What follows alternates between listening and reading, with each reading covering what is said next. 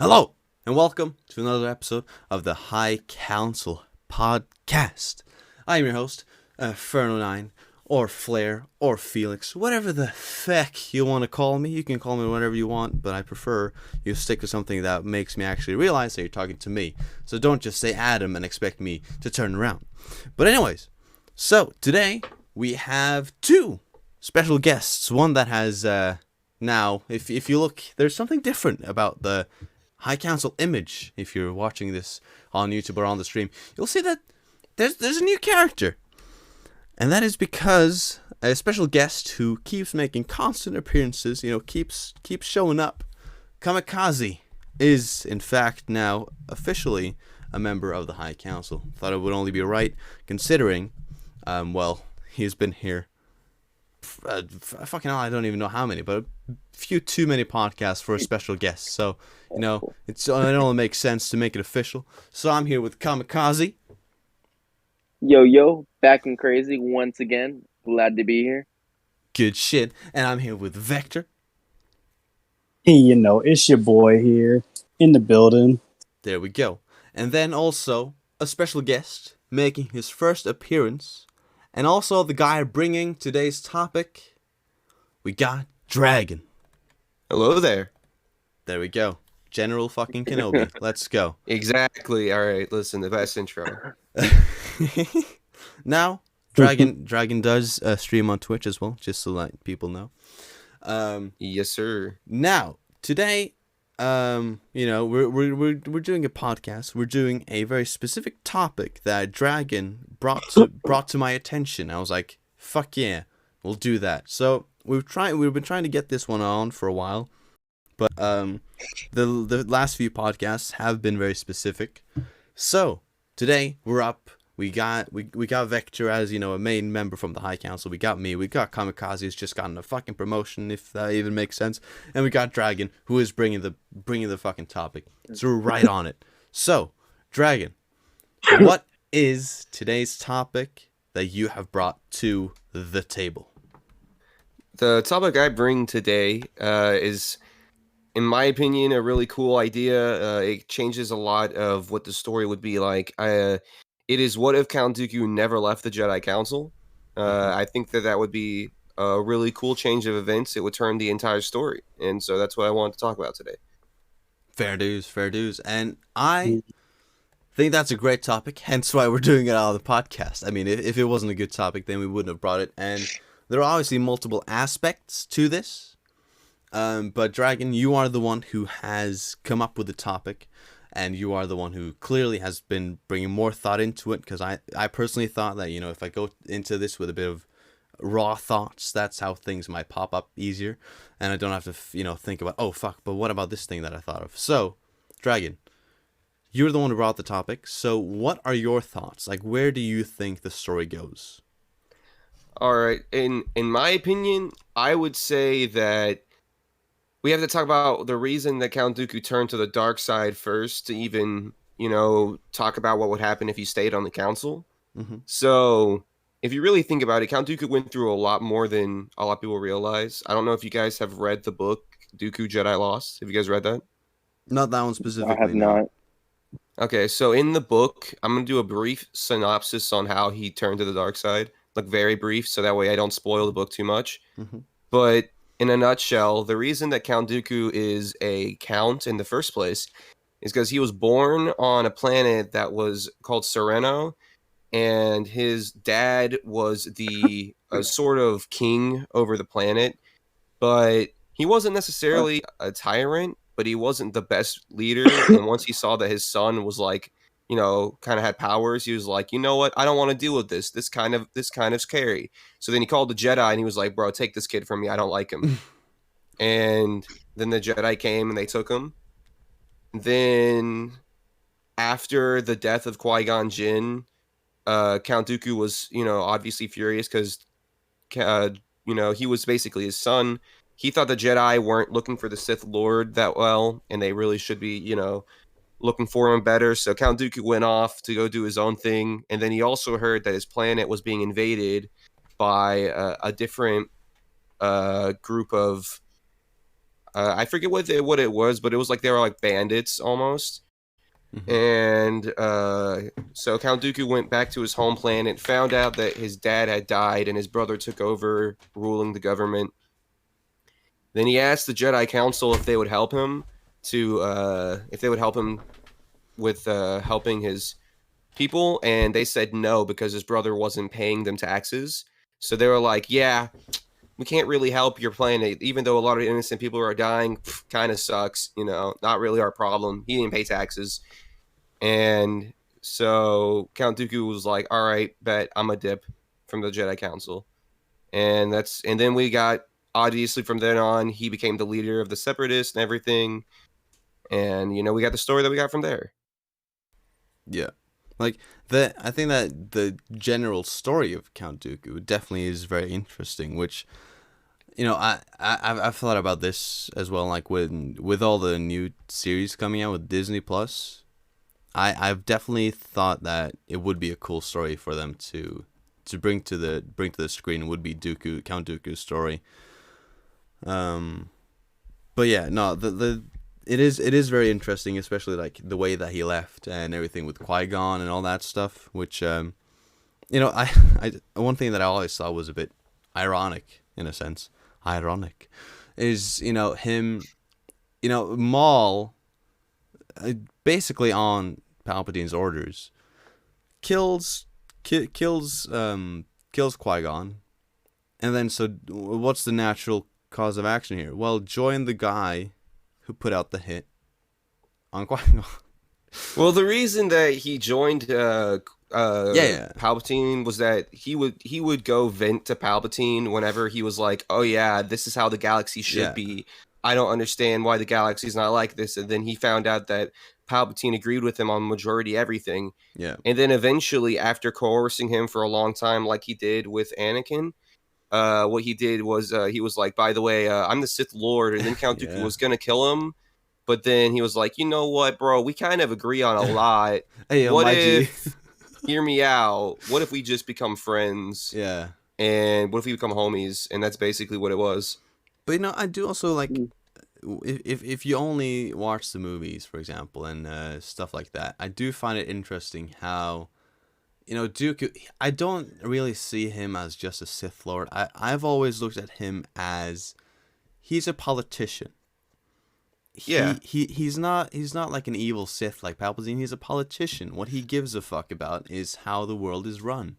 Like that's the thing. Like that's even like with all the in the Clone Wars as well. Like you see that he has the same role as Palpatine for the Separatists basically. And Yeah, so I agree. he's a politician. Like he isn't on this like high power horse that Palpatine's at. He's more like, I want this galaxy to be run in the best way possible, and this is what I believe in. Yeah. And that's all. It's That's very a very good, like a big misinterpretation is why he acts the way he does. I was gonna say, like, if we look at the way like how Count Dooku's like character is structured, you can see from like all the other Sith that have come before them, like they have a goal in mind. Some of them are power, some of them are riches, some of them are ambition, but Count Dooku, he doesn't strive for a lot of those things. Like he doesn't strive for wealth. Like obviously he's more loaded than he needs to be. Yeah. All he really like he's a fucking like ruler of a planet, and his dad left him like the biggest inheritance like in that part of the system. Like Yeah, he's got bankroll for days, and all he's got money. he's got like like if you look at like the Star Wars like Battlefront 2 like skin, like the exotic pajamas, like Yeah. it even says it in there, like that's the most like exquisite silk in the galaxy. Yeah. That he's got money to spend on. But what drives too. yeah, his pajamas are silk woven, But and it's crazy. He also, like, for example, with those pajamas, is like he always treasures. I believe I read in a comic that like anytime he buys something, he always treasures it.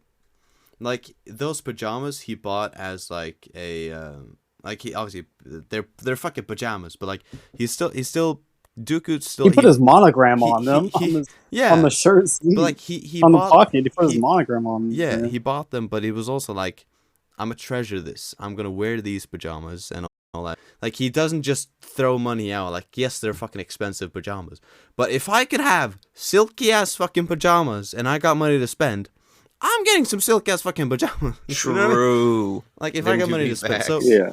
so it's like I mean- he never just threw money around. Like, anytime he spent it, he had a purpose.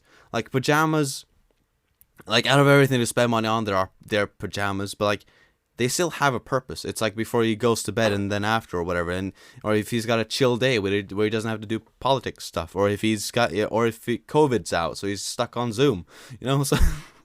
So he always buys things with a Oh my purpose. God. He doesn't just fucking throw the money around, which is another thing that I respect about the character of Count Dooku, is his view of money as well. I was know gonna this say isn't that all the that to same- oh, say. sorry. I was gonna say, like, I said all that to say, like, but what drives Count Dooku as like a Sith Lord? Because it was funny because I was kind of snickering earlier because Dragon said he's not a tyrant, but Yeah. look at what his name is. He's Darth Tyrannus. Darth Tyranus. I mean, yeah. Darth Tyrannus. But I mean, but we also established that Ironic. he isn't really a dark Sith. In He's the not. same way He's not either. like. He's like. He's He's not like a really. He's discount. more of like a He's like a misguided discount Jedi. Darth. No, but he's a misguided. He's like a discount Darth. Yeah, but no, Yeah. but like it's more like. But my point is that he doesn't have the same views and goals as He's not like anyone else with the name Darth. He is a politician. at He's the not like a core. real Sith Lord. Yeah, Even So- though he has the eyes, he has the Sith lightning. and But he's he got- doesn't have like the goals and ambitions of a Sith Lord. No, Because he's just at a no politician. point did he want to overthrow Palpatine. Like he was like the subjugate being. Yeah, All he wanted to do was serve Palpatine. yeah. Like his main goal was to to keep this going. Like having his vision was like his vision built up. That was his main goal. His main goal wasn't power and all that. You know, his main goal was, I want everything here to be run the way that I see to The be right the best way. way. Yeah, the right way. And W- and of course the Jedi way, he didn't do it the right way because they left his friend to die, didn't catch his murderer, Mhm. and then refused to help his family. Like, how Yeah. can you Yeah. be the peacekeepers of the galaxy Yeah. when you True. run like this? And How And can you also, say I would like to that? raise an interesting point. Yeah. thank that you, would be Blaze, for the talked follow, about. by the way. But an interesting point that I have is that what if, hear me out, you know how Qui-Gon Jinn was supposed to be like the father of Anakin, and the Duel of the Fates was actually the fate of Anakin, what would Yeah. happen? Like, Yeah. so, When you say "hear Yeah. me I out," think that, that when He he was says supposed hear, to train Anakin. yeah, yeah. You know when he says "hear me out," that's when you know he's gonna throw some weird shit on the table. So what if Hear me out. Hear me out. hear me yeah, out. yeah, listen. hear me out. What if Count Dooku became a father role for both Anakin and Obi-Wan because he's taking the role that Qui-Gon Jinn would have had?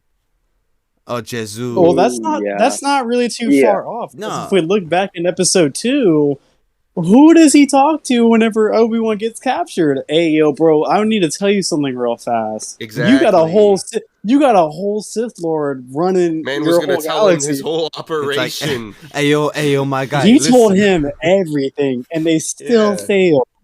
Yeah. The funny thing is that Count Dooku, amongst other Jedi, were trained directly by Yoda. So Yeah. all of those Yeah. peers that Yoda trained were his friends, aka Count Qui-Gon Jinn, Mace Windu, Kit Yeah. Fisto, Ki-Adi-Mundi, Because you have to and think about Obi-Wan. this. They're You all know, his Count homies. Dooku also did train Qui-Gon. So I'm thinking Yeah, that he so would take his student Qui-Gon's place. died. yeah. Yeah. His And student also died, and they Obi-Wan- didn't do True. anything about it. And also, but I mean, think the council also have made it. Like, if you read the comics, and also I believe it's kind of shown in the first movie as well. Like, it's established that they don't really like Qui-Gon because they don't. because yeah, he's he- too Now radical. the thing is, the reason why people go like, yeah, the Duel of the Fates is because of, well, whether or not if Qui-Gon lives, then Anakin doesn't turn. is because of the different views of how the Jedi and the light side work, in difference between Obi-Wan and Qui-Gon. Qui-Gon is a bit more loose on it. Like, he isn't as... Qui-Gon is the definition of a perfect Jedi. He doesn't care what the True. Council thinks. He cares what the Force thinks. And also, Exactly. he isn't so square-minded as the Jedi are. And, like, Obi-Wan literally told him, hey, don't disrespect the Council. He literally looks at Obi-Wan and says, I don't give a fuck what that Council says. Exactly. But it's also like Obi-Wan is very by the book, and he listens to the Council and all this and all that. The only thing that he has really done, there are two things that he has really done that isn't the quote-unquote Jedi way, which is bullshit, is killing Maul, and then his love for Sabine. Satine. Satine. Not Sabine. Yes, Jesus Christ. No, not Sabine. Sabine. Hey, Jesus. He's a really bit too quick. old for that one. It's a little bit. It's like it's a little bit. I don't know. It's family like, line. It's whatever. Step down from that one, Epstein. Anyways, so hold up there, buddy. Yeah. Okay. Anyways, so like that Obi-Wan is too by the book and puts too much faith in the Council, whilst Qui-Gon, he questioned it a bit more, and he was a bit more loose with it. He was a bit more well-rounded, not as squared, and like it's the way that he would have seen in Anakin what should have been seen. He wouldn't have feared him. He would have more enhanced what they saw, because as we know, like Anakin, he was held back, and he was this, and he was that. He was just treated. He also would have saved unfairly. His mom. Yeah. Unlike the Jedi Council. Whilst like he would have been like, listen. Obi-Wan goes, nah, bro, listen to the Jedi. Bro, leave your mom on Tatooine. Let her be a slave. Just forget about her. What you mean forget about her? The Council knows. The Council knows. So listen to the Council. No, I don't want to listen to the Council. So it's like the Council Count Dooku probably would have went and saved his mom, now to think about it. He probably would have went and saved Anakin's mom, and not only save his mom, but allow him to go see his mom often, because he did that with his sister on Sereno. Yeah, that's also in Dooku. Because my thought is that if Dooku doesn't turn, all right. So what I think happens is he's got Qui-Gon. Then when Qui-Gon is no longer a Padawan, he takes Obi-Wan under his wing, and then when they then go and meet on Tatooine, and they meet Anakin, that's when Dooku, because you know Yoda and all these, like because Dooku, now again he hasn't turned, they obviously trust him and he knows what he can do, and they see this potential in Anakin. Dooku goes, I'll take him. And then think about because of the way that he looks at everything, I think that he trains Anakin even better than what Obi-Wan did. I think again, as you said, he'll help him save his mom. Now, obviously, the roundup up to Padme dying, obviously, the course of history would have gone differently, probably. Now, I still think either way, Anakin turns to the dark side, no matter who lives and who dies.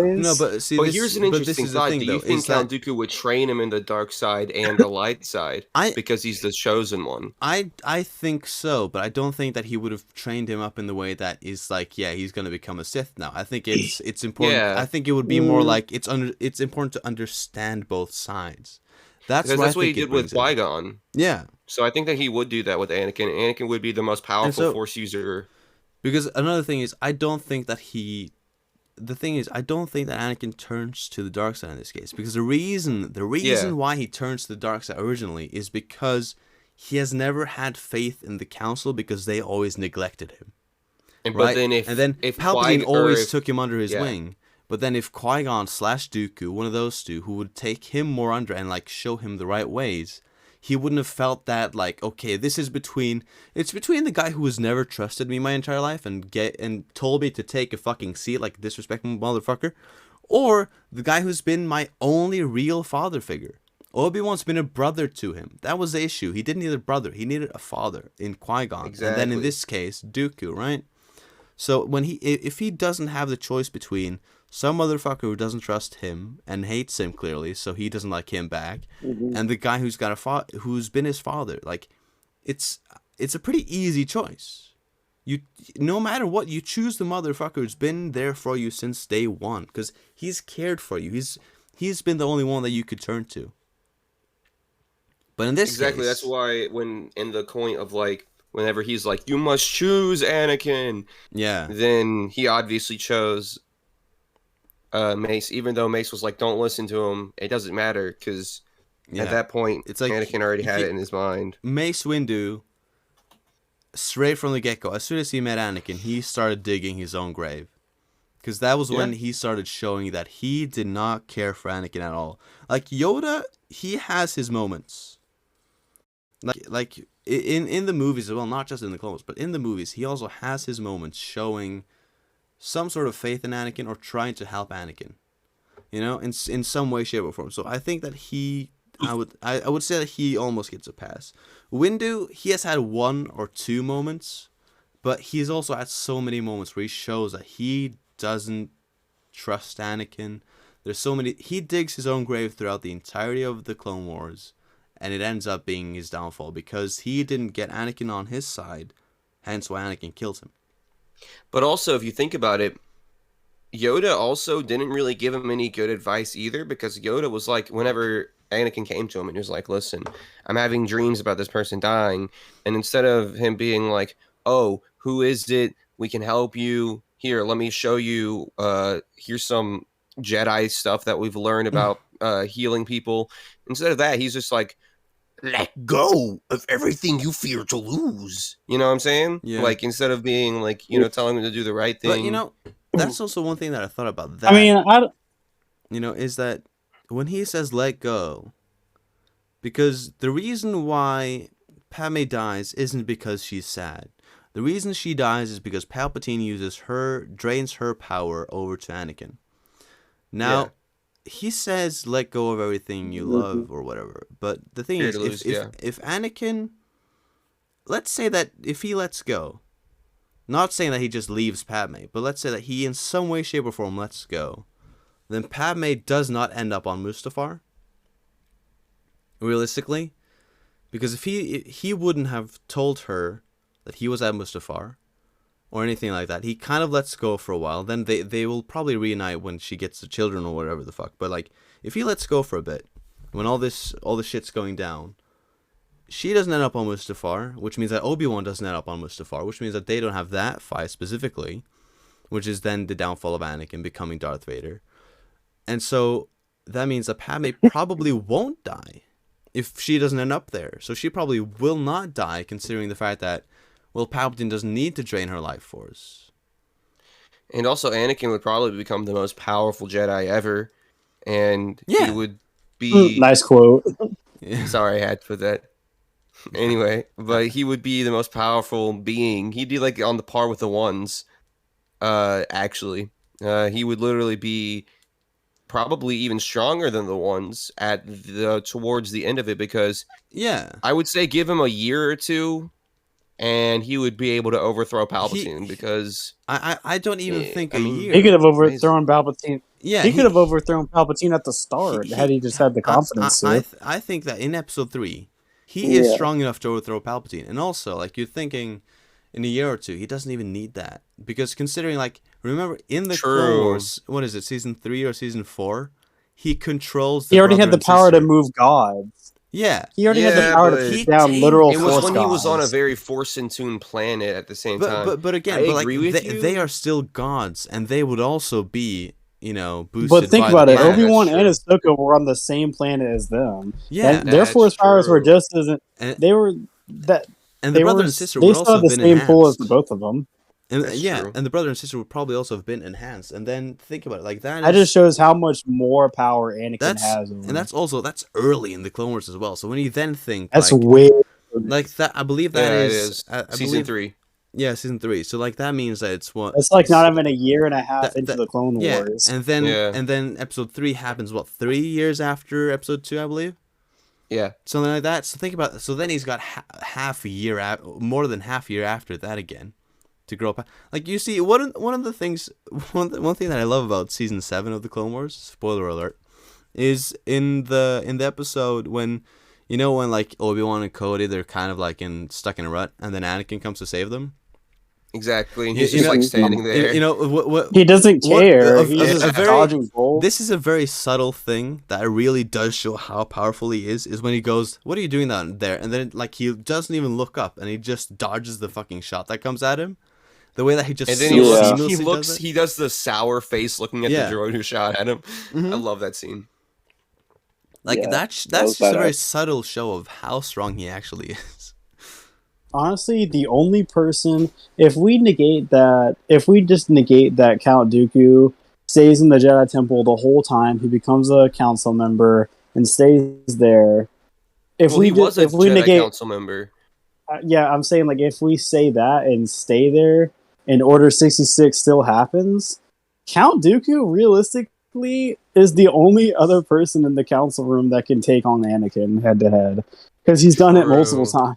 He's the only person that could on par fight with him. Because if we look at his fighting style, Count Dooku's the only person in the room that knows Form 2 Makashi, which is specifically for saber combat. Master Makashi? And Anakin also. Yeah. Anakin also knows, he uses Form 5. And it would be, interesting, especially if he's on the light side. But now let's go down an even more interesting rabbit hole. What if, hear me out, again, I'm going to go with that. Oh, no. Listen here. What if Count Dooku still became a Sith under Palpatine, but was in the Jedi Council? So when Order 66 happened, it wasn't just the clones that betrayed the Jedi. It was also half of the Jedi betrayed the other half of the Jedi. So it's like Anakin still solos. Anakin would still be on Anakin would be on Count Dooku's side because he'd be a father figure to him, and so would Obi-Wan. Ooh. Honestly, that rebellion would get crushed pretty seamless. Exactly. Seeing how it would be Yoda, Mace Windu, it'd be Count Dooku, Anakin, and Obi-Wan. That's already the top 5 members of the whole Jedi Order on the same side. Nah, fam. No, it wouldn't be Yoda, Mace Windu. All the other council members would be against Count Dooku and the other Jedi. But if you remember, Jedi who agree with Count Dooku's ideals and Qui-Gon Jinn's ideals. So he just has to be like, hey, oh, by the way, I kind of disagree with these guys. They're not even following the Jedi the proper way. And then he starts a little inside rebellion. So think about this. What if it's like a pocket rebellion?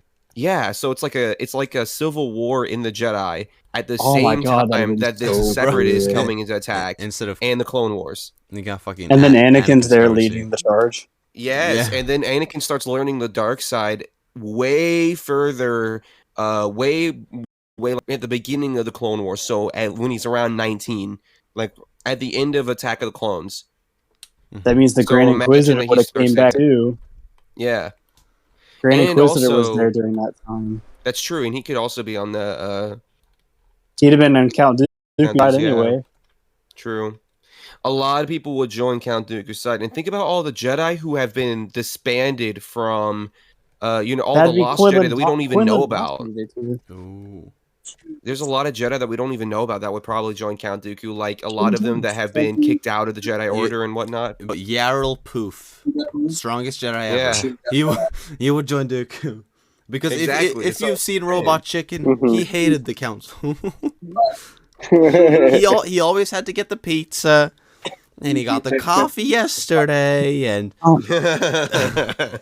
Yaddle didn't let him borrow his car because in the shop it is. I just saw it downstairs. Anyways, now I'm just quoting Robot Chicken. This is getting out of hand. All right. Now there are 2 of them. I think it would be very interesting to see, because it wouldn't really be a battle between like two. It would be a battle between 2 different philosophies. So it essentially goes all the Jedi, what do they identify with? Like you have, what's his name? Is he modern Jedi versus what's the motherfucker with he's got like a yellow stripe on his nose? He has Quinlan Voss. Quinlan Voss, yes, Quinlan Voss. Yeah, that's him. He is a strong ass fucking Jedi, right? That's true. He's strong as he's hell. He's got Cal Kestis powers. Yeah, yes, he does. And then imagine him, like he would definitely be on Dooku and Anakin's side. Yeah. Just those three alone. Just think about that, or like let's say Qui-Gon Also as think well. about this: Anakin was strong enough to kill every single Jedi in the Jedi Temple by himself. Yeah. So now imagine him having also a Jedi army behind him. But just him. Like think him alone, like that. Okay, but then you just And he would be even stronger. Only adding Qui-Gon Jinn, Dooku, and Quinlan Vos into the mix. You're fucked. They kill fucking Thanos, my guy. Like, True. Those four together. I would still say Qui-Gon still dies. I would say Qui-Gon is still dead. Count Dooku, I think he's the weakest out of that bunch. Oh no, yeah. I'm not talking about him dying in general. I'm talking about like the weakest still out of the bunch, Phantom Menace is the same. Like I'm thinking that everything up to Phantom Menace is the same, but then after Phantom Menace is where things start to change. Is what I'm thinking. I'm thinking that Qui-Gon still dies and everything. But then the question would be like, okay, well, how does the situation around Maul change? Because I'm pretty sure I read somewhere that Palpatine, considering the way that he was talking to Dooku, always had him in mind. So how does the situation with Maul then change if he knows that, let's say that because if his thoughts aren't even on Dooku because Dooku isn't going to turn, then how does his situation with Maul change? Because Maul seemed to kind of just be like a how do I say? He seemed to kind of be a Trojan horse in a sense, whereas his goal was to kill Qui-Gon because he knew that would trigger Dooku. He didn't give a fuck about what happened to Maul. Like he just wanted Dooku. So think about what would Maul's role be if Dooku wouldn't have been available in that sense? I would say it would be the same, and I think that Dooku will be a villain. I think that Palpatine still will corrupt Dooku. It just won't be the same way. It'll be that he is a spy on the Jedi Council, more like, if that makes sense. Instead of abandoning the Order and going to Sereno, he stays on the Council and Never mind, your mom said she like did that. tell you. I know. Would you? Well, I mean, what, do you think that would work out, or do you think that it has to be the other way? No, I could see that making sense. I could definitely see that making sense. I mean, then we still get Maul and we still get Dooku in the same sort of universe. What's interesting to me is that we also have to think about this from Obi-Wan's perspective. How would Obi-Wan's life change? Would he go dark side if Count Dooku coerced him? Or would he stay on the light? Honestly, it'd have been easier for Count Dooku to do it since he trained his master. So obviously, him and Qui-Gon Jinn had a lot in common. So it makes more sense that he'd be more trusting of Count Dooku. So he might fall with him and blindly. Satine there. Oh no, it's over for him. Yeah. So Obi-Wan's gone. So Obi-Wan probably will join the dark side as well. And Anakin will join the dark side, probably, more than likely. It'll be a balance. Anakin will become, in my personal opinion, I think that Anakin would become almost stronger than the ones. He would be on a level that we've never even seen before. He would be so strong that nothing would be able to oppose him. I feel like all of the Jedi and the Sith would have to fight Anakin. Like Count Dooku would have to fight Anakin because he realized how powerful he's created Anakin to be, and he would be fearful of Anakin. Well, that's what happens when you mess around with the Force and you just make a being strictly out of the Force. So I think that Palpatine, that's what you get. Yeah. Palpatine and Dooku and probably even Master Yoda. Not Obi-Wan. I don't think Obi-Wan would join the fight, but they would have to fight Anakin at the same time. They would have to use both Sith and Jedi holocrons to even find a way to beat him. True. Yeah. That'd be their only way.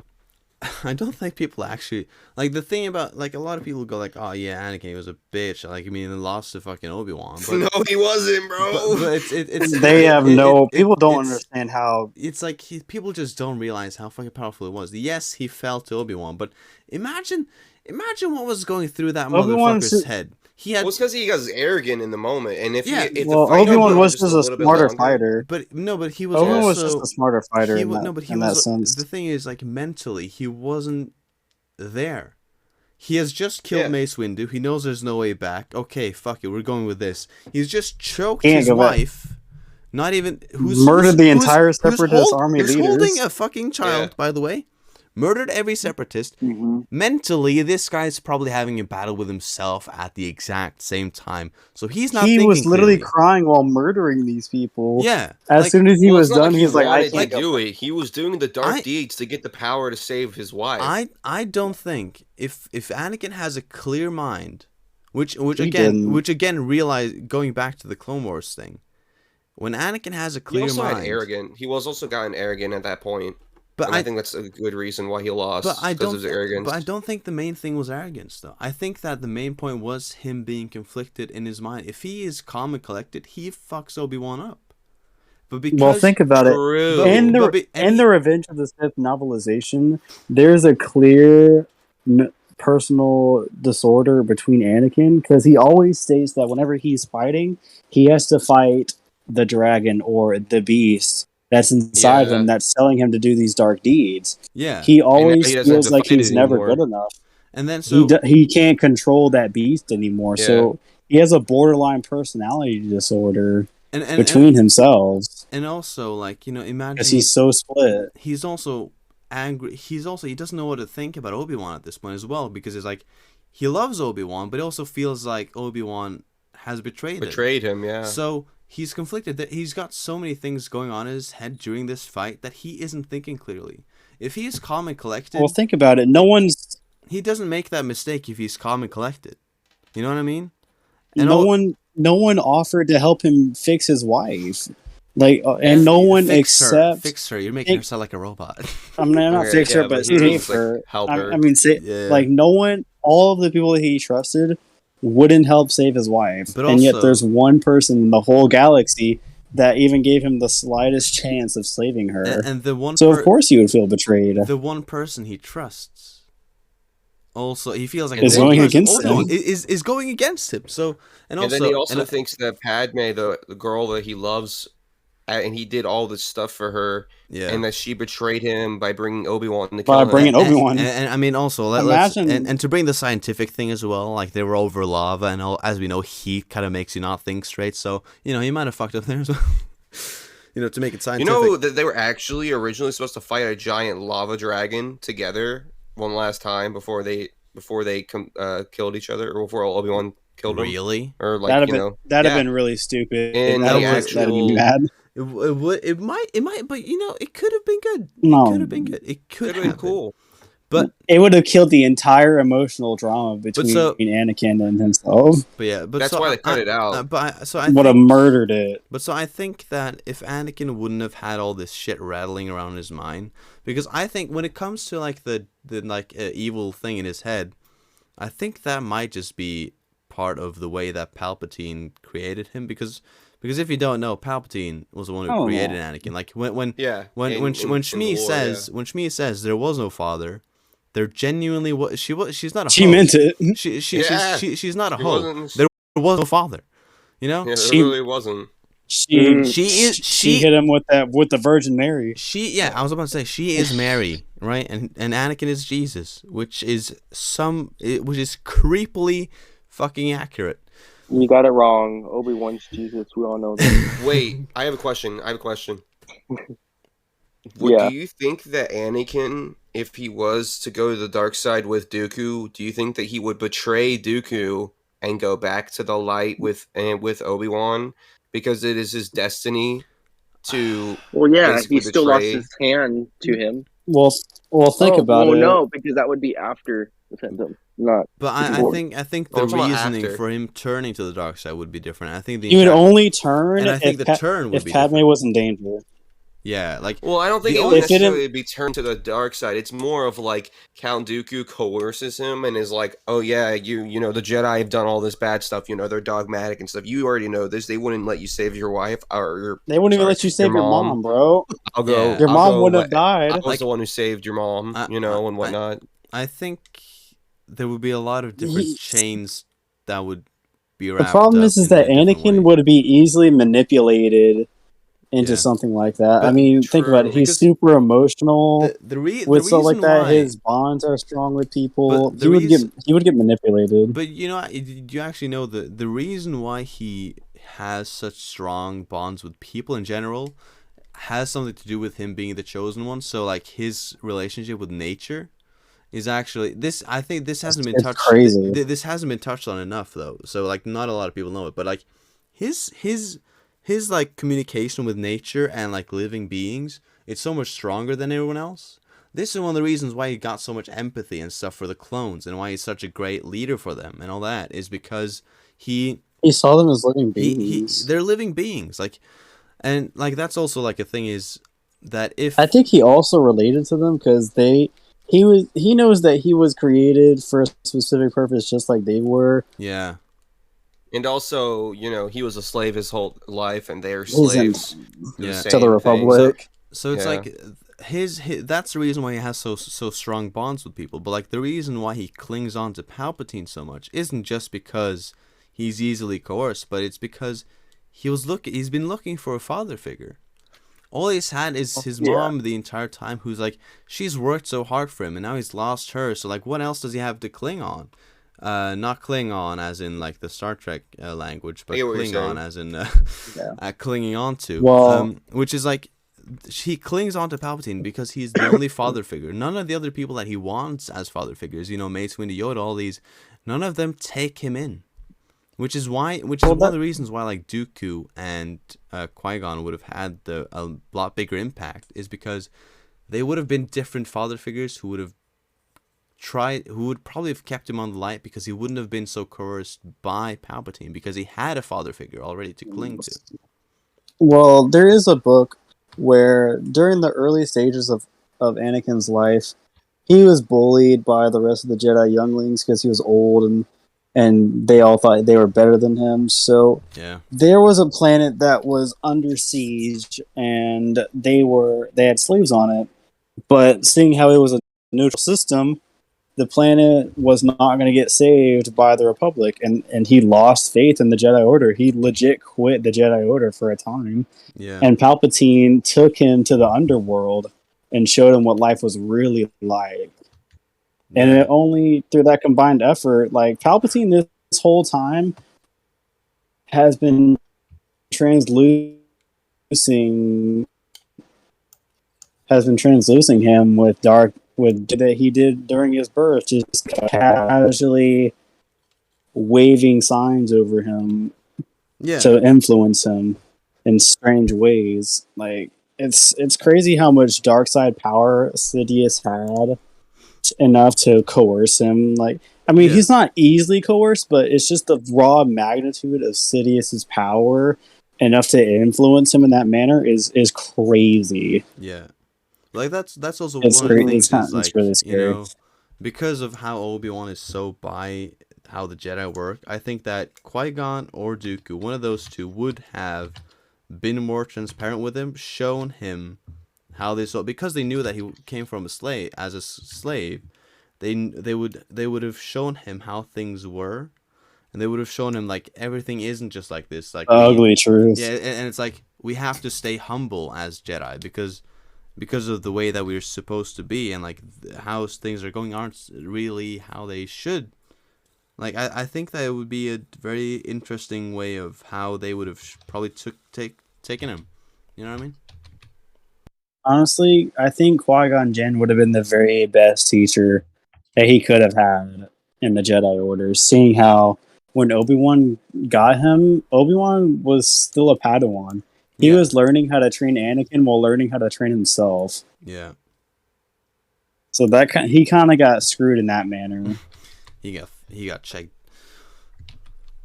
Yeah, no, yeah, for sure. I think that the entire, how do I say this, like rabbit hole of the way that how it could have gone with Anakin, with There's almost an infinite amount of abilities that could they're happen. infinite, and that just with having Qui-Gon alone, like just him surviving, It's crazy. there's just within that universe, there's so many different outcomes that could be a possibility, which is actually a bit scary. Like if you think of like back to our original topic, which we've gone a bit off here and there. Like with Dooku, if he doesn't turn, chances are he would be the one to take. He would probably take Anakin, and then Qui-Gon. No, I mean and then Qui-Gon keeps Obi-Wan, and then Dooku takes Anakin, right? And that would probably be the way to go. And then let's say that Qui-Gon dies, then Yoda would probably be next in line to take Obi-Wan, and then Dooku keeps focusing on Anakin.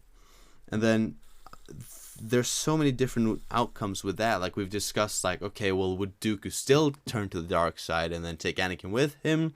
Would they stay light side and then take out Sidious together? Like, how would this go? Would they end up like showing the Jedi? Would they end up showing the Jedi the right way? Like, would they, because they have confidence in Dooku, and then they would probably get some confidence in Obi-Wan, and then probably because Anakin gets taught by Dooku, they would probably grab a bit more confidence in him. Like, would they? Because the original reason why they doubted Qui-Gon on certain terms was because of what happened with Dooku.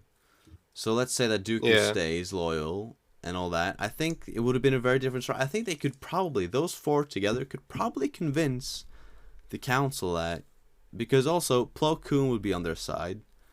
Kit Fisto, I think, would definitely be on their side in certain aspects of it. So, like, I think there are some Jedi who would definitely, they would go, okay, well, we trust you, and if you trust them, then maybe we should just trust what they're saying and have to consider it. So I think there's definitely multiple ways out of that.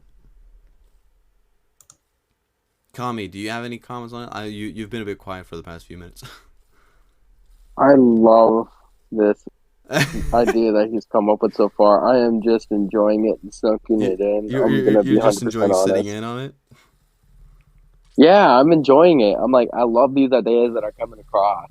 Yeah. And love how it would like simply just change so much. Yeah. You know? Honestly, I think the best thing that Star Wars could do right now, since Marvel's doing the What If series, we need to have a Star Wars What If They could series. do like all See, of the non-canon stories. that was like what I was hoping. non-canon sequels. That was what I was hoping for Visions.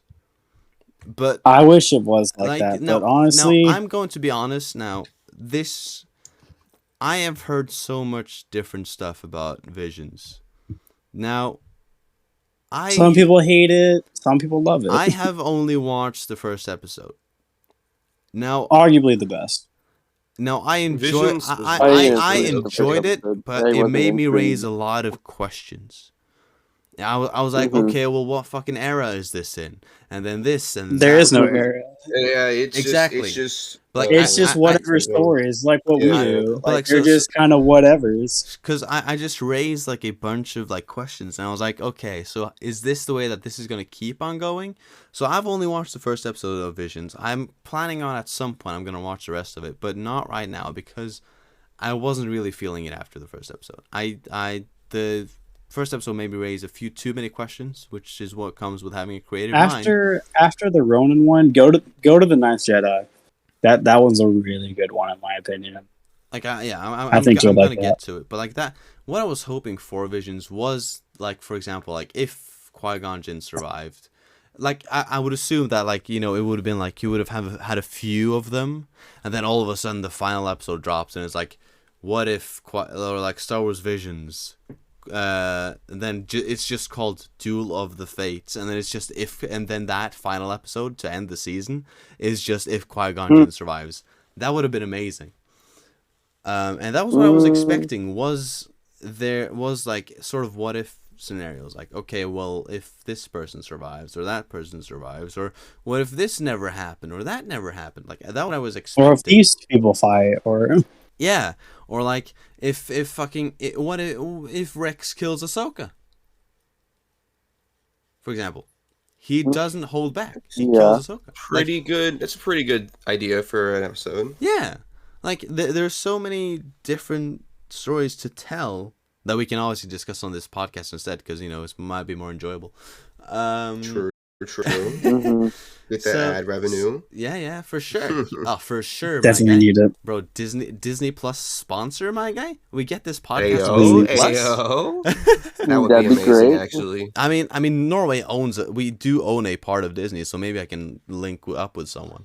I think you mean Disney owns a part of you, my man. No, That's no, kinda no, true, no, man. no. Like genuine Vector. The reason, like, we get movies and stuff, we get those a bit early because we own a part of Disney. Not Disney owns a part of us. We own a part of Disney. You want to look at that binding contract again? Norway owns like 4% of Disney or some shit, and it's like, goddamn. So that's why we get things early here, is because like I get like movies like a week early from you guys, except for Spider-Man, which has been pushed back because fuck COVID. Dude, Spider-Man is so good. Bro, like it was Love it. supposed to come out like 4 or 5 days before you guys, but then it got pushed back to the 14th of January. Wait, because does that of mean that COVID. Boba Fett came out 4 days earlier? I got for you it. guys? I got it 2 days before you guys. What? Yeah.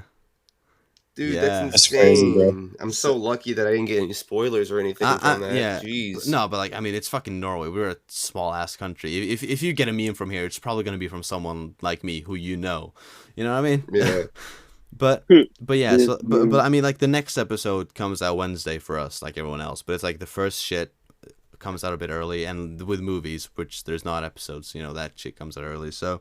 Okay. But now it's been Spider-Man. pushed back to the 14th of January, which is bullshit because the thing, I leave for the military the 10th, so I won't even be able to see it. I won't even be able to see it when it comes out. So I've been fucking shanked. Oof. I've been scammed out of this bullshit. I But- mean, you could also You're just, missing you out. know, if you want to be that guy, you could just fly to America, see it, then go back. In a week? You know, like spend 3 times, like spend like But, $4,000. No, because I it's a week until I go in, and the thing is, I would then have to be quarantined for a week, so I wouldn't even be able to come back and then go into the military. Oh yeah, you're right. So then I might as well just not go into the military. But yeah, so So go to the military. You can watch Spider-Man. it's worth it. It's Spider-Man, bro. The benefit. Spider-Man, bro. Yeah. It's actually the best You won't movie I've ever regret it. seen. Is No, it? not even joking. It Hands is the best down. movie ever. That's my favorite movie. Oh damn. The only movie that I would actually You go don't back even- to you in don't even theaters and know. watch twice. Oh jeez. It is so good. Guys. I accidentally Now, spoiled in the movie perspective, several I went to times to my see friends. Endgame 5 times. Mm-hmm. I'm gonna go back to see this movie another 4 times. Bro, I Jesus. swear. Dang. Well, fuck. Well, okay. It is a really Before I good get movie. fucking depressed, let's go back to the topic. So, there are a lot Anyway. of different fucking outcomes in this, and again, like what I thought about the visions was it was going to be something along the lines of this, but sadly it wasn't. Let's hope that season 2 is better. If there comes, is there going to be a True. season 2? I don't fucking know. It felt like they were putting a whole bunch of like an entire storyline into one episode, and it didn't work out. Mm-hmm.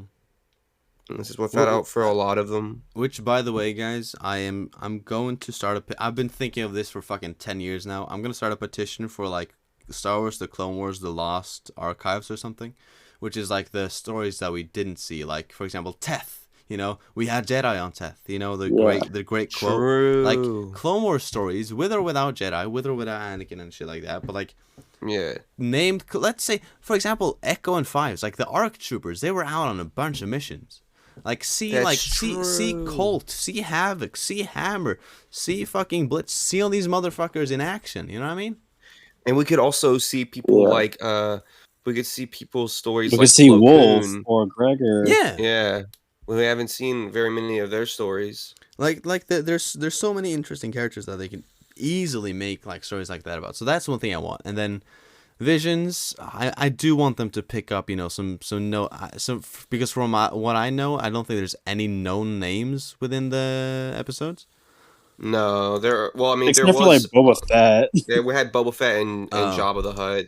Well, I mean, They though, only have- Yeah, I mean, but that's about it. You So- can't go anywhere without hearing those names. At least not Jabba, considering the fact that No, they they were control the in the entire fuck- episodes. No, yeah, Yeah, but they had like a minimalistic role. But like that's my point is like you can't go anywhere without hearing about a Hutt, considering the fact that they rule the entire fucking universe pretty much.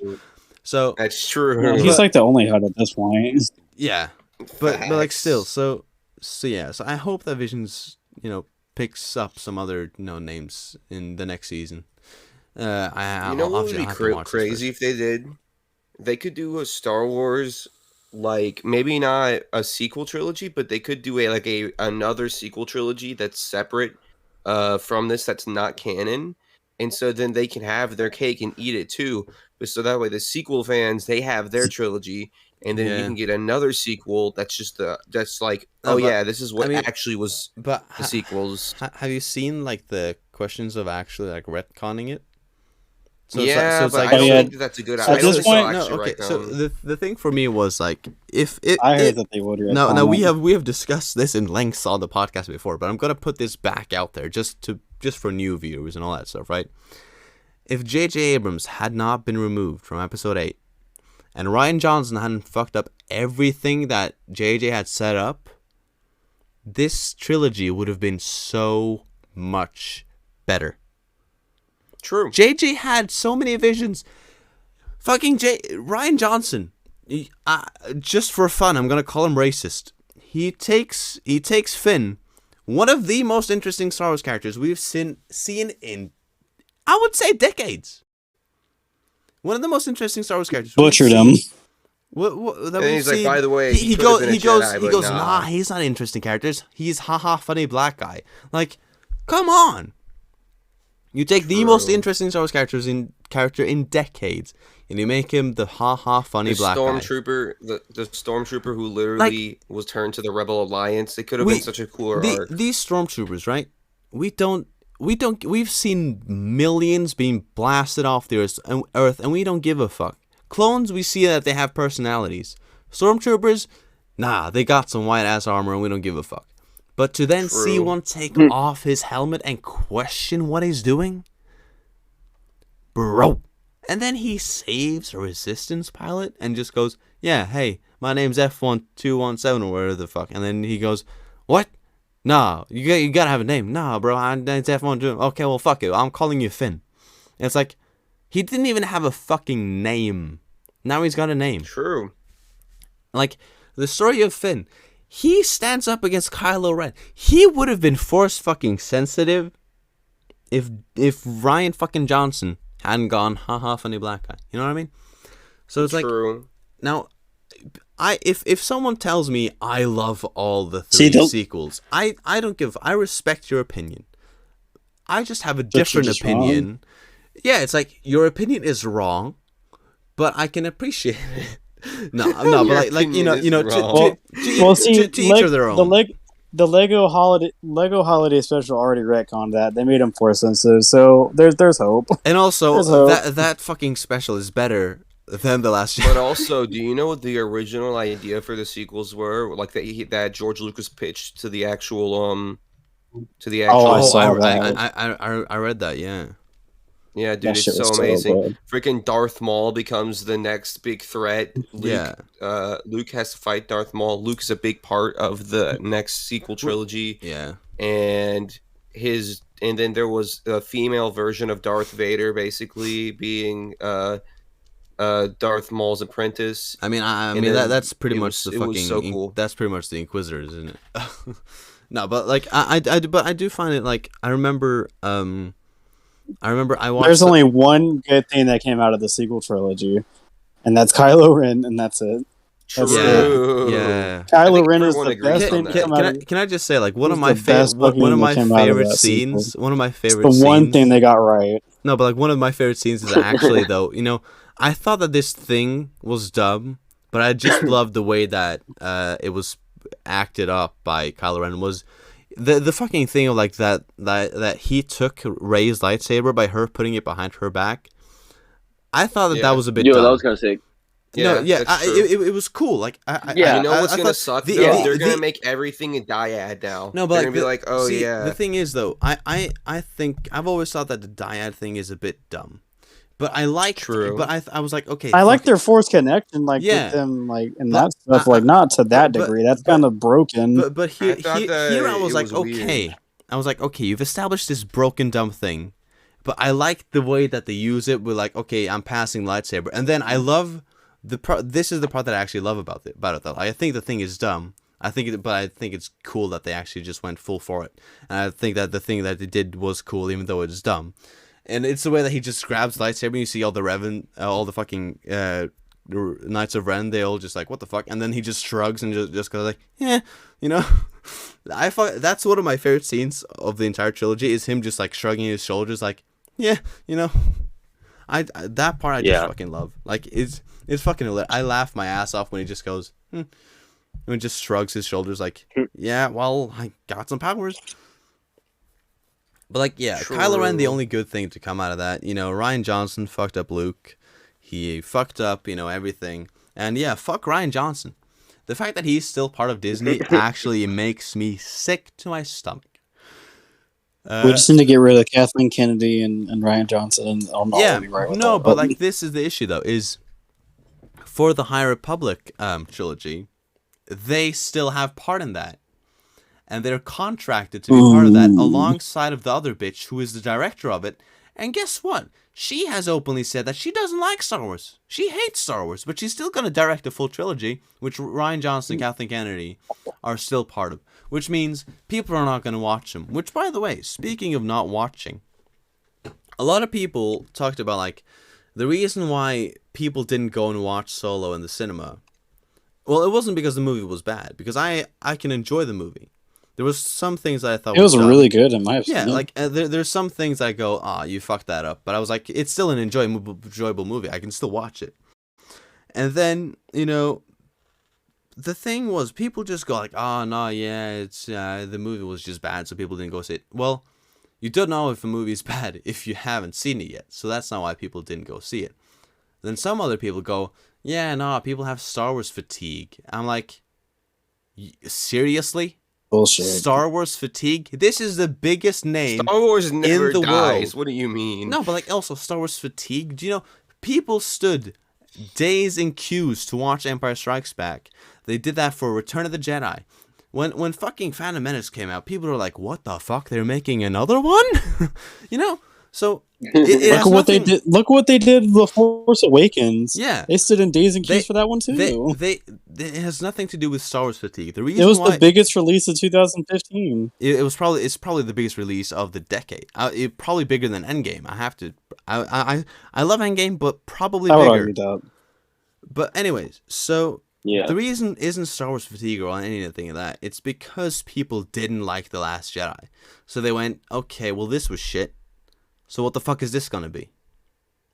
Rogue One was fucking amazing.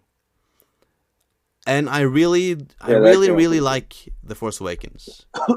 But The Last Jedi, that's the reason why there was a downward throttle. I think the Rogue came out so good is because they didn't have to make it up really. They already used characters and stuff that were already there. Like, there's an existing story they didn't and have just to make made it their better. own. Yeah. Yeah. They took a small part where Mon Moth was like, many Bothans died to get these plans. Which they didn't show any Bothans in that whole sequence. You know, it would have been funny if what she actually meant was just like her boyfriend in the comics, Mary Bothans, which is actually his name. So it's like, which would then explain like her like sad look after she says it. She's like, many Bothans died to get these plans, but what she actually meant is just her entire it's just like boyfriend's family. No, but yeah, he's like a fucking Ugnaught or something. It's like many Bothans, and he dies. That would have been funny, but like.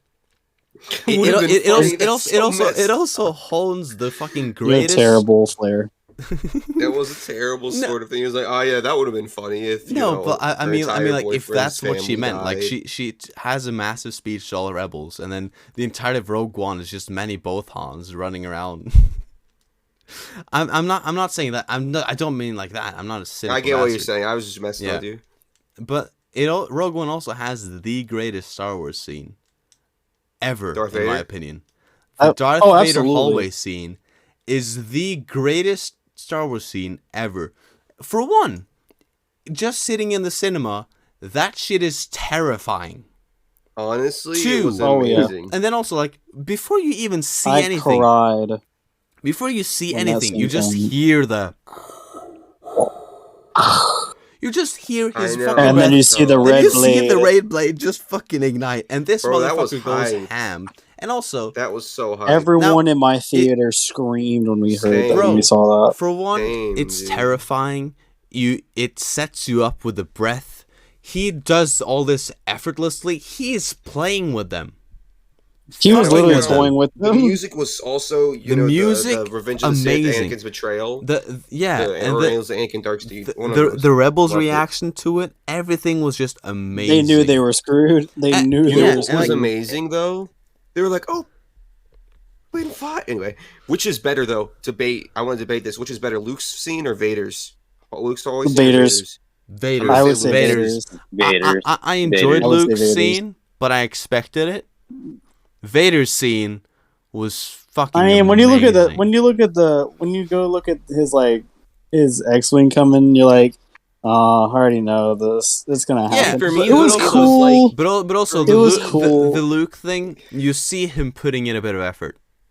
With I don't know. I Vader, just think that Vader does it. Vader fucking- was toying. He made his he's cape flap walking. in the dead space. He's walking. Whenever he goes outside, there's no air in space. He used the Force to make his cape flap. That's how you know you're about it. and he holds the door with an inch open so that guy could actually just pass the fucking thing through. He was like, "Yeah, I'll hold it just a smidge, so Yeah, you can what- pass that through, so I can fuck more with you." He literally held 3 dudes in the air and then murdered them. Like it's the I don't greatest know, scene. Man. And I like, just think that it just presents really, like seeing Luke for the first time. The real Luke for me was more emotional because of what happened in the sequel trilogy. it with could be Luke. more emotional, but I think that I definitely think that Vader's is the best one, and it also just shows how badass he actually is, you know. And it shows his I mean, strength. think about it. Luke went up against a bunch of no-name droids. Like it's cool, but these were rebel soldiers, But also, yeah, like and they they're were humans. screaming, terrified. They're humans. But also, And Yeah, you just that's watch true. them get butchered. the thing is as well, like, you know what happens directly after. Director Episode 4. Like, Episode 4, yeah. also, no, Episode you 4. know what happens directly after. Like, you know that right after this, he captures the ship and fucking chokes a motherfucker. Immediately after, He's going after Leia. Like, this happens right after. So he's so calm and collected after that. You know what I mean? But I do find it funny. I don't think know. this He far off was topic. real angry. Yeah, no, no. but- Go back to episode 4 and watch him as No, he yeah, I know. But like, throws he- that captain around, stands him up on No, by yeah. his throat, well, that I and know. then screams the whole time he's up there. But he Yeah. was He is so angry but, up there. Yeah, like, but he was like, when you see him walking through the doors, like, he isn't like fucking like, oh, for fuck's sake, like he's yes, he is shouting at him, but that's probably just to intimidate him. He is calm. He is frustrated, but he's also calm and collected. Like when he goes literally looked at his. when he goes like, oh, the plants, I want them alive, and all that stuff. Like, that is because That's what I was just going to say. that's also because he was like, yeah, I almost fucking had him. that as well, but he is He literally somewhat yelled calm. at his daughter, saying, "You are part of the Rebel Alliance and a spy. Mhm. Take her away." But, I'm I like, mean, Yeah. to be fair, Have you seen? to Have be you fair- seen the bloopers of that? Or Yeah, not bloopers, yeah, have you yeah. seen the like exit? It's just a French guy being like, it was so funny to me because he doesn't sound anything like Vader or intimidating at all. yeah. It's like it was just funny to me. But I mean, he also doesn't know that Leia is his daughter at that point. But I'm not sure how he went from Count Dooku to Darth Vader. because we were, How does this Listen, happen? man, we're having Right? a conversation. That's what I was You just wanna- saying. Like, I how mean, did go this far off back topic? to- How I mean, did you we wanna go get back from to Count Dooku? Vector. How? Like, now, Kami hasn't been on as many episodes as you, but we've been on enough episodes to know that we have a tendency to go off the rails, and sometimes we go. We talk about the subject for sometimes 30 minutes. we go and then we're extremely somewhere off else. the rails. Hey, listen, Yeah. it doesn't matter as long as we're having Pretty a good. good. Yeah, as long as we're having a good I'm time. just, which- I'm Yeah. still trying to piece together how we got from Count Listen, Dooku man. and yeah, Count no. Dooku being in the High Council to who's got a better Like- lightsaber scene, Darth Vader or Luke Skywalker. But, hey, I yo, don't know listen, how we got This is the great here. thing. Is like the viewer. Yo, I'm not gonna lie. I would love to see a Count Dooku scene because his Yeah. fighting Doc style. Count Dooku hallway scene. Yeah, Oh my you god, know- him having a Makashi scene against somebody? Yeah. Oof. Oh, but okay. Well, Ooh. guys, who's got a better hallway scene, Vader or Darth Maul? in Clone Wars. Oh, no, Maul Because thing's pretty that good. Maul thing. I He think takes, that Darth I Maul think is I think Motherfucker they need takes to a door. reanimate it like Jesus. he Christ. literally slices somebody in half with He's- with he's- a that's sheet. actually debatable. Yeah, this is actually a debate we can have. But I mean, okay, we can have that in another podcast where we discuss the two Nah, characters. I'm gonna need to think on that one, Chief. Yeah, so Man, we, that we, one- we, that I was think we- on that I one. think they have Man to literally used reanimate the it. Force to pull with open the actual Maul. doors. yeah. And Man's then usually actually- used the Force to take down a whole Venator class starship. Yes, he does. And Like, then, Jesus. oh my gosh, that was such a like, good like, thing. okay, That was okay. such a good thing. Before we go too off it now, but like, No. The next know- podcast series we need to have are the coolest scenes in Star Wars history. That's it. And Okay, the Cal yeah. Kestis Vader hallway scene. We gotta think about that too. Oh, yeah, no, that is sick. That Nah, is sick. so That such is Never is mind. really Never sick. mind. Vader wins. Vader wins that Yeah. one. Vader wins that one. I'm Sorry, Maul. Vader's a better hallway character than you. He's got 2 hallway scenes, man. Well, I Oh, don't know. two When of the they were best closing ones. the door, Maul grabbed the trooper. Yeah, And by his the- arm and came then he up. pulled him Hey, over. again, you know, Oh, when we're yeah. speaking about playing with people. Yes, he did that to get the fucking calm thing, but he could have picked that up from one of the motherfuckers he had killed already. True. He just wanted to fuck with No, him. he wanted He that was one. just playing around. Yeah. he was He like, wanted that I'm one. My gonna man cut was your just- arm off. Man was just like, I got this. Yeah, it's like, hey, yo, listen. Dude, that was such a terrifying scene to watch. Yes, yeah, it was. it made my- it made my- Clone Wars comfortable. used to be. It made Remember, my skin guys, curl. remember back when Clone Wars used to be a kids show? When? No, I don't remember. When?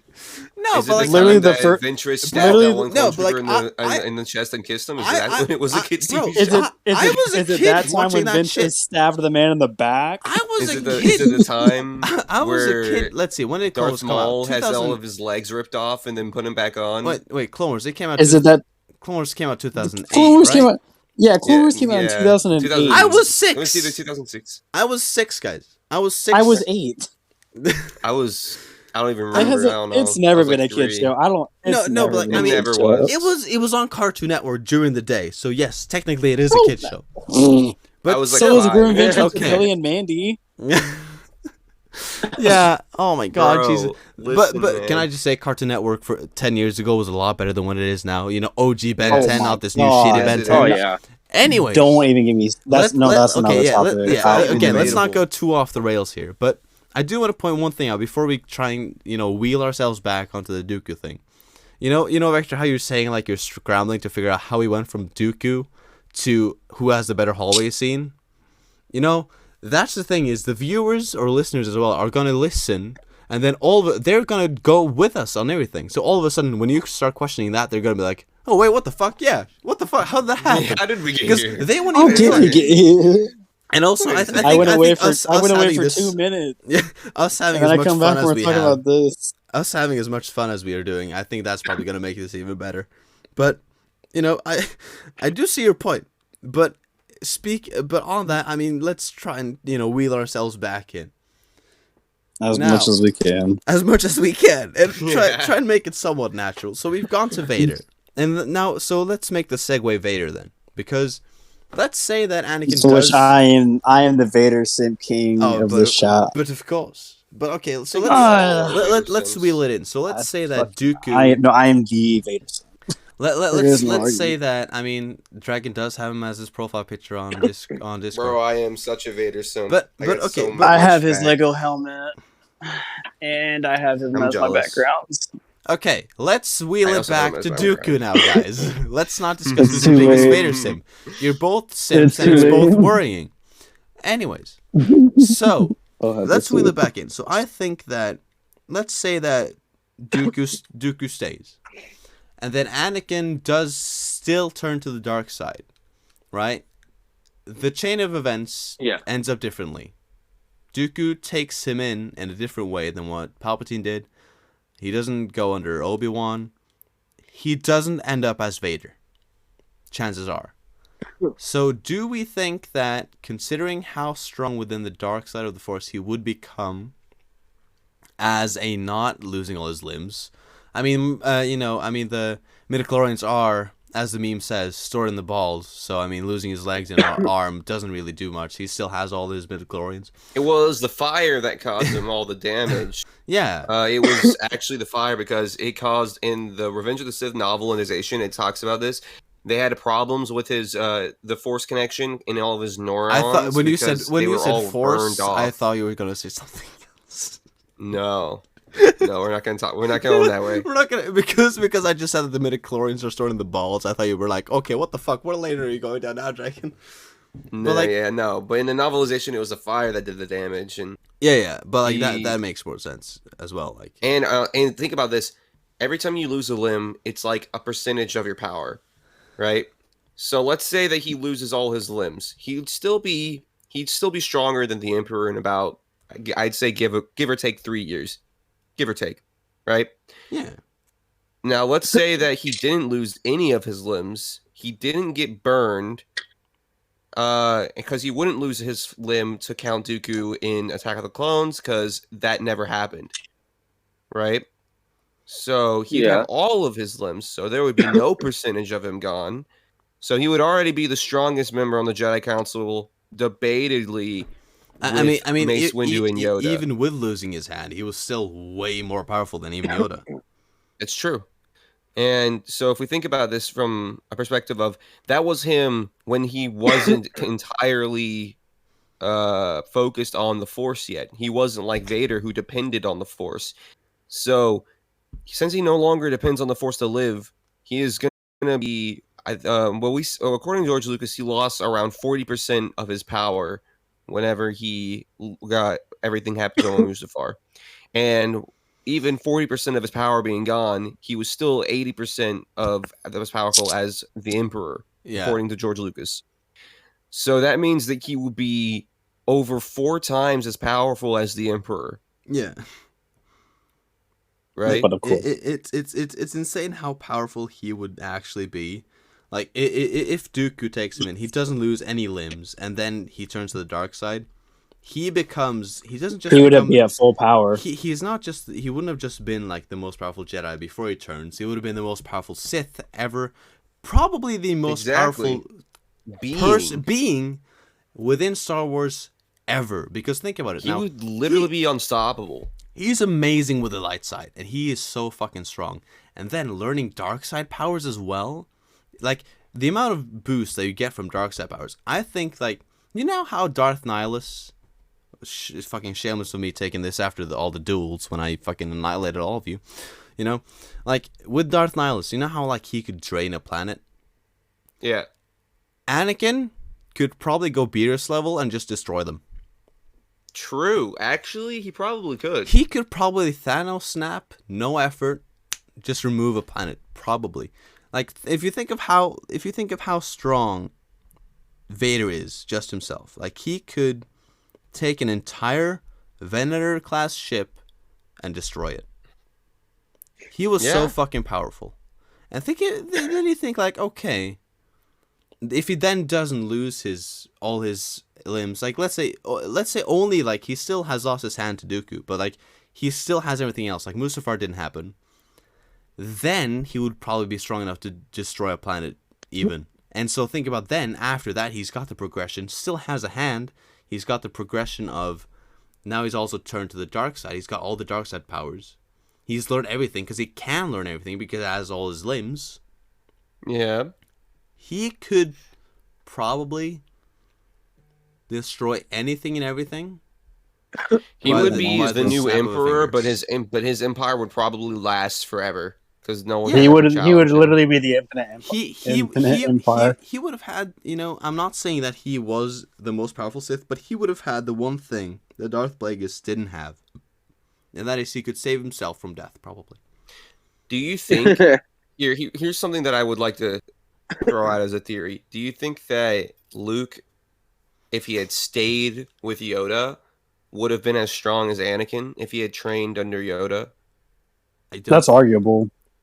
Because honestly, Starkiller it is, but I don't think so. A representation of what would. So according to George Lucas, Starkiller is what would happen if Darth Vader trained Luke, and that's what he would be like. That's exactly why he made Starkiller. This is the alternate story of what would happen if Luke was actually trained by Darth Vader. But he's also. It sounds like I'm going against the word of George Lucas. I'm not going against the word of George Lucas. But, like, he's also a direct clone of Anakin. whilst That's true. Luke And technically has 50% Amidala in him. So Yeah.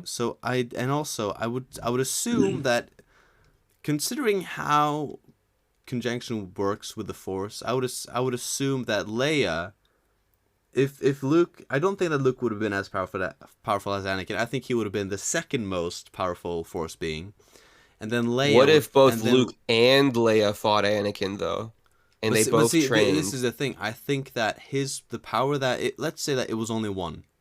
They weren't twins, only a lonely child, right? It was only Luke, yeah. Then I think he would have been a lot more powerful than what he could be now, because they are two, because power would go to both of them, I would guess. I would guess the way that the Force works, they would both have gotten power that would balance them out, which means that those two together would probably work fucking miracles, but I still don't think that they could beat Anakin, considering how powerful he would actually have become as a whole, and how powerful he was even after losing. I agree. I don't know.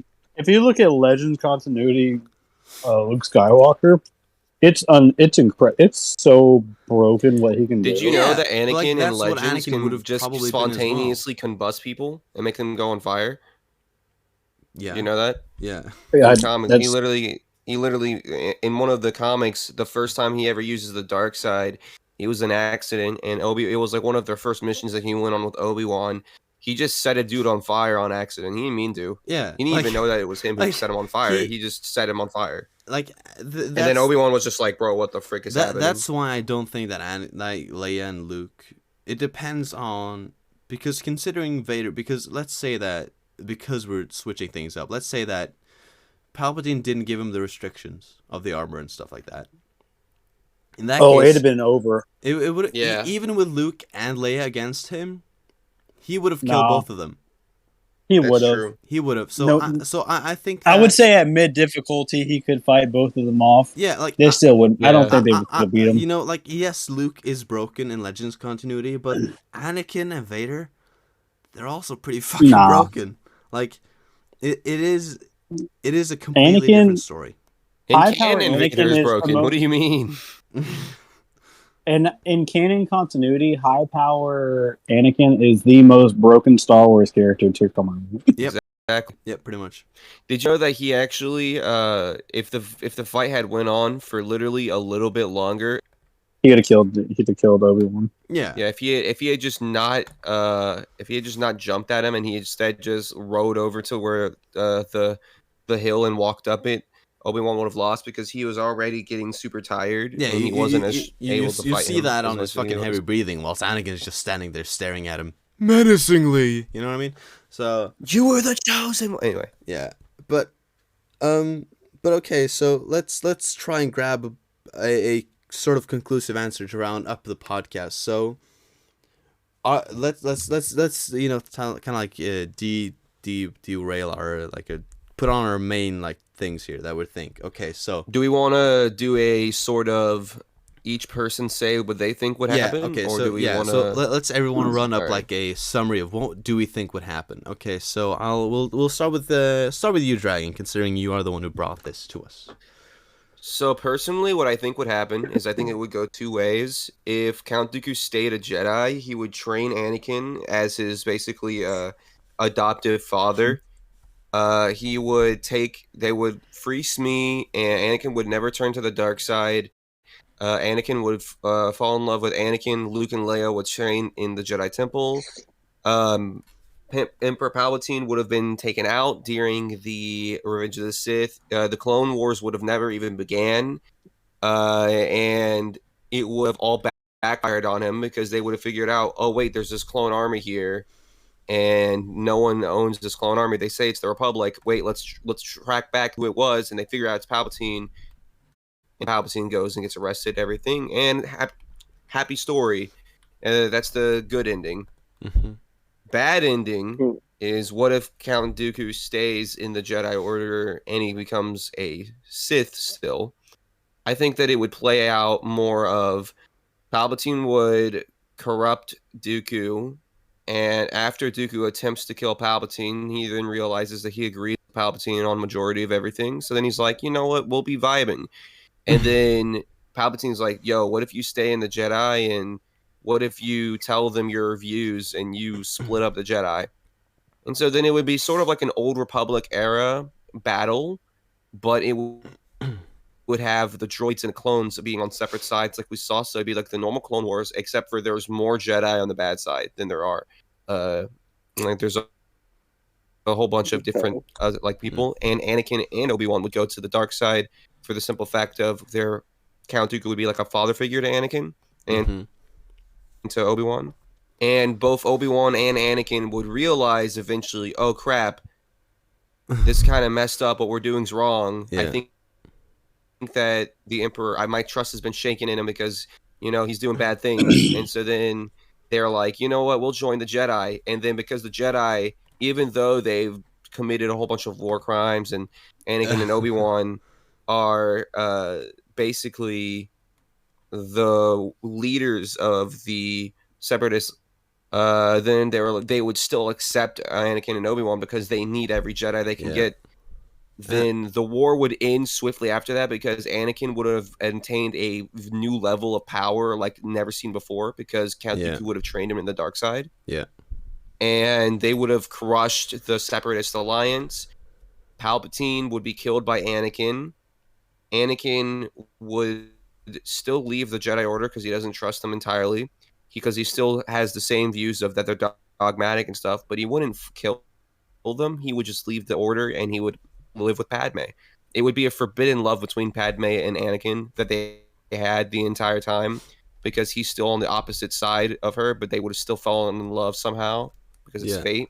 Yeah. And then they would have went and had Luke and Leia, and they would have trained them in a new temple, Jedi temple that Anakin makes, that would be for a whole bunch of like the balance of both light and dark side. That's what I think would happen in both scenarios. I think that one is definitely the deeper one that could definitely go far. I think that one's definitely probably my favorite out of the two.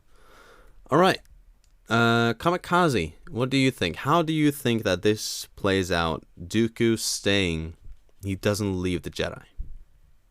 I think if he were to stay and not go that route, it would definitely change a lot of factors. Like, we wouldn't get like the Phantom Menace, I think, because he would never trained Maul in the dark side, so Maul probably wouldn't have been a thing. But again, that would change a lot of factors with Obi-Wan not seeing Qui-Gon die. So that means we would then have Qui-Gon still as a Jedi Master in the way he's found that path with the light, with kind of keeping that spirit around, you know? So that's a huge important thing, and who knows what else Qui-Gon could have found out as well, you know? Yeah.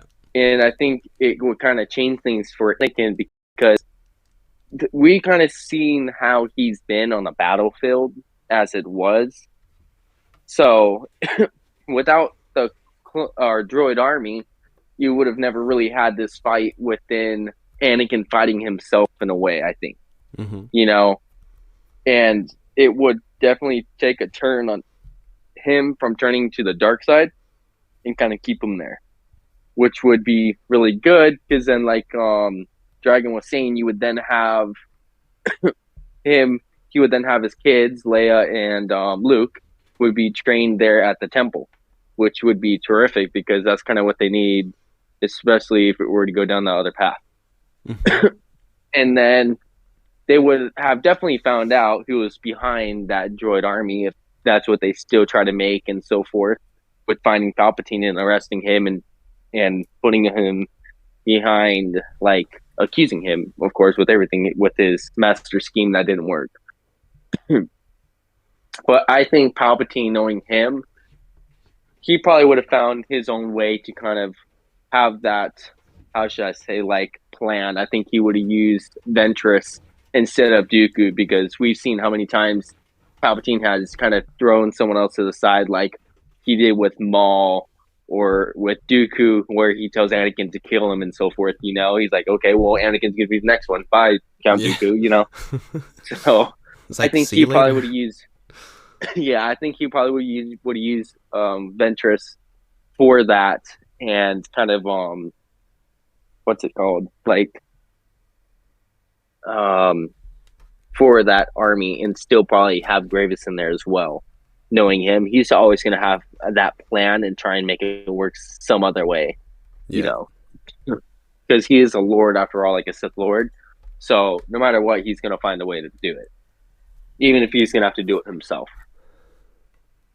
Fair enough. So that's what I think would have happened. I definitely think that's also a very, very cool one. Him keeping on the road, but just in a different manner. I do like that. Yeah. All right, Vector. What is your like final 2 cents on how you think that this is going to go?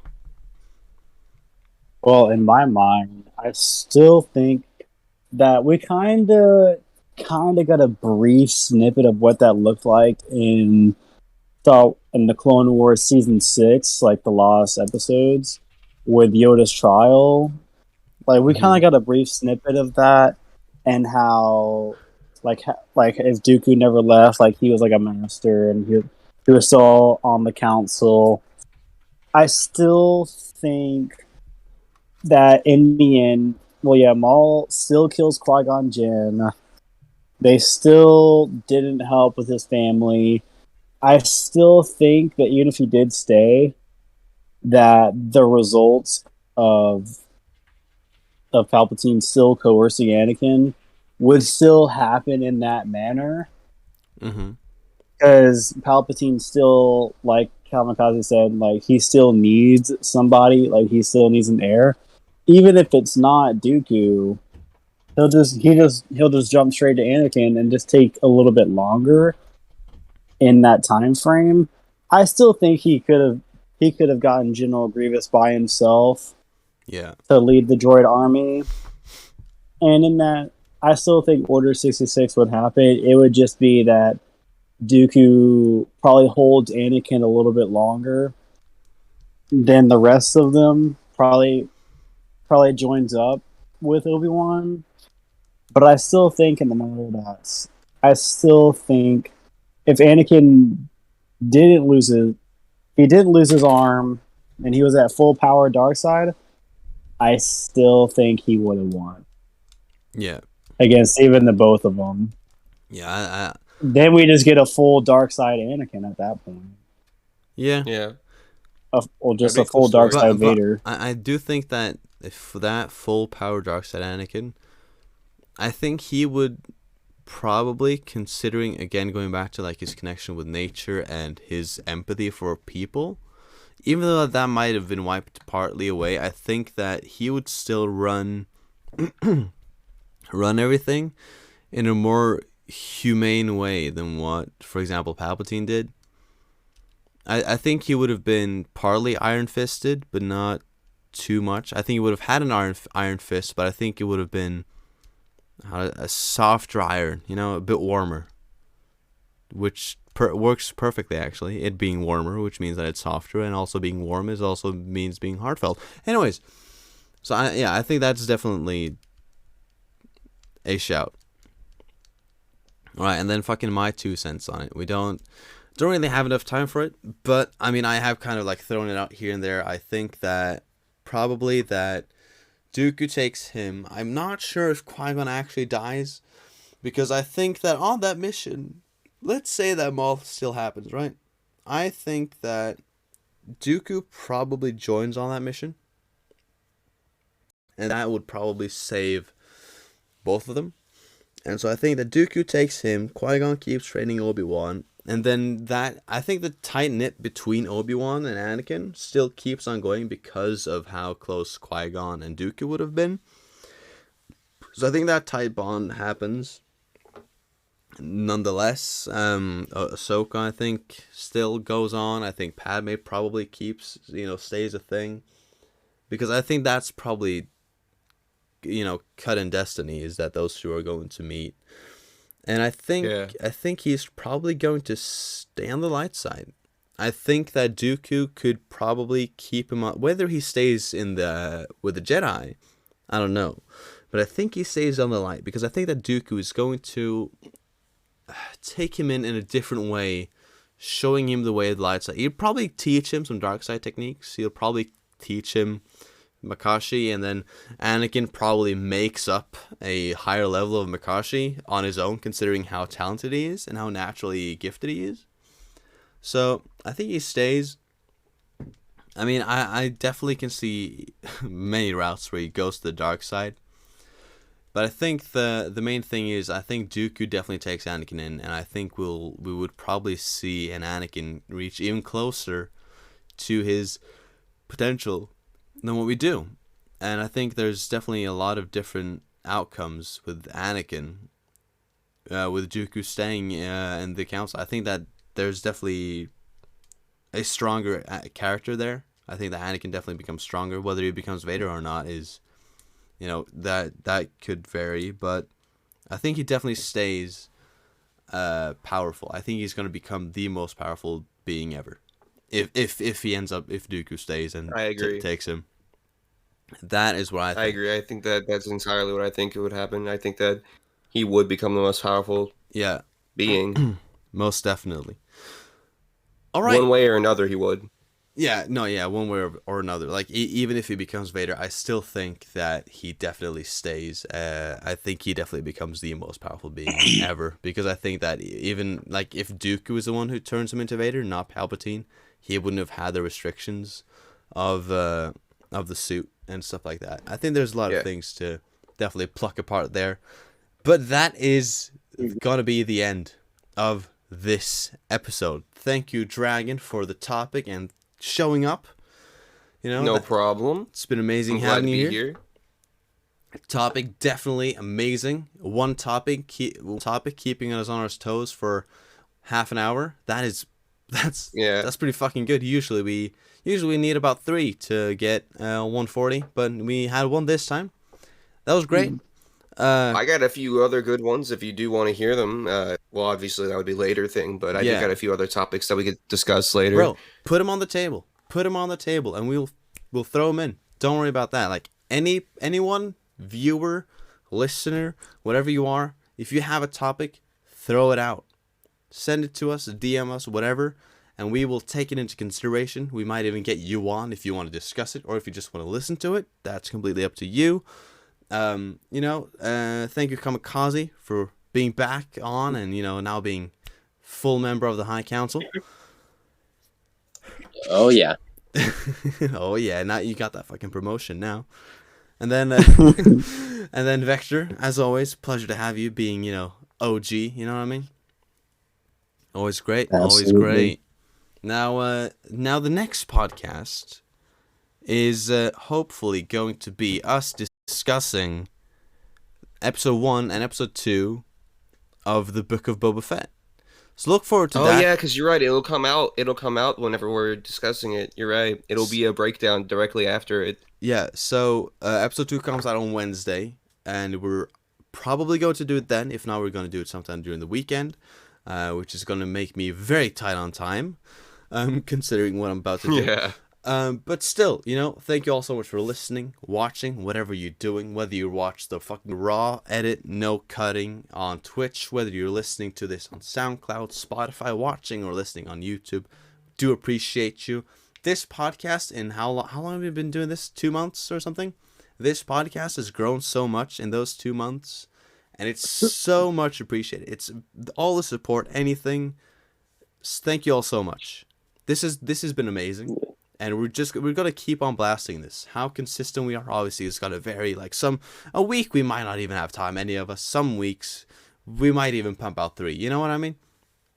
So thank you all so much for listening to another episode of the High Council Podcast. My name is Felix or Ferno, whatever the fuck you want to call me.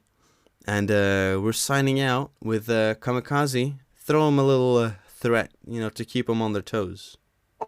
Boy. It's about to go down. You don't call me crazy for no reason.